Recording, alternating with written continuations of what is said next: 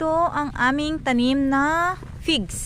Kung nakikita nyo guys, ang dami niyang hinog at bunga. Ayan. Yan. Hinog na. Bitak-bitak na. Hinog na. Ayan. Ayun. Mga yan. Hinog na mga yan guys. As in hitik na hitik sa bunga. At ang daming mga hinog. Kung pwede nga lang i-ano sa Pinas. Ayan. Oh, ayan. Madami. Yung mga, may mga susunod pang ano, bunga.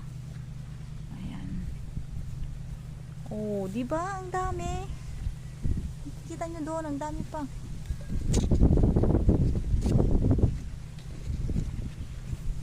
Talagang ang dami niyang bunga.